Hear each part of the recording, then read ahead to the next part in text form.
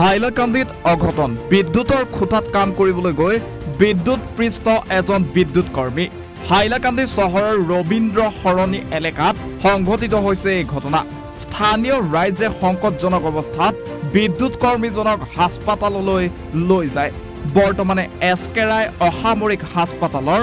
আইচিইউত চিকিৎসাধীন আছে আহত বিদ্যুৎ কৰ্মীজন বৰ্তমানলৈকে আহত বিদ্যুৎ কৰ্মীজনৰ পৰিচয় উদ্ধাৰ হোৱা নাই এটো হাইলাকান্দি 2 নম্বৰ ওয়াৰ্ডৰ লালা ৰোড হয় ইয়াত মানে একজন মই অলপ আগতে দেখিছো একজন মানুহ কাৰেণ্টৰ কাম কৰি আছে এটো খুঁটিটোৰি এটো ইলেক্ট্ৰিক সাপ্লাইৰ মানুহ হয় কিন্তু অলপ মই দেখিছো মোৰ আগতে চকুতে মই কাম কৰি আছে অলপ 1 মিনিট পিছত মই খবৰ পালো যে মানুহজন কাৰেণ্টত কিবা শক হৈ আছে তো মই দৌৰি আহি দেখি পালো যে মানুহজন লটকি আছে তাত তো তাৰ পিছত মানুহজন মিলি স্পিলাই সব মানুহ উদ্ধাৰ কৰিছে মানুহজনক এতিয়া মানুহজন এবনৰ্মেল আছে হস্পিটেল তো এটো মাত্ৰাৰ যে সময় মানুহজনে কাম কৰি আছে এই সময় হঠাৎ মানে সাপ্লাই পৰা কানেকশনটো দি দিছে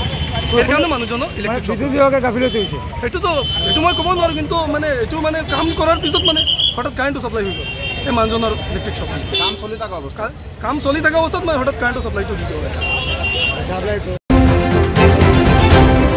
হাইলাকান্দিৰ পৰা সুৰজিত দে ৰিপৰ্ট এনি ভাৰত 24 নমস্কাৰ মহৎপল দাস আৰু আপোনালোকে চাই আছে এনি ভাৰত আৰু আপোনালোকক জনাবলৈ পাই মই বহুত সুখী হৈছো যে আমাৰ সকলোৰে মৰমৰ শ্ৰদ্ধা জুবিন গাৰ্গৰ গীতসমূহৰ ভিত্তিত এটা খুব সুন্দৰ ৰিয়েলিটি শ্ব' এনি ভাৰতে আয়োজন কৰিছে জুবিনৰ গানে কি আনে এই প্ৰথম সিজনটোত অডিশ্যনছ আৰম্ভ হ'ব আগষ্টৰ পৰা অসমৰ বিভিন্ন জিলাত গতিকে মই সমূহ কলাকুশলী বিশেষকৈ যিসকল প্ৰতিভাশীল গায়ক গায়িকা আছে আমাৰ সমাজত তেওঁলোকলৈ মই এটা আহ্বান জনাইছো তেওঁলোকে প্ৰস্তুত হওক এই ৰিয়েলিটি শ্ব'ৰ বাবে আৰু তাৰিখটো হৈছে 15 আগষ্ট 2024 চন এনি ভাৰতৰ অডিশ্যন জুবিনৰ গানে কি আনে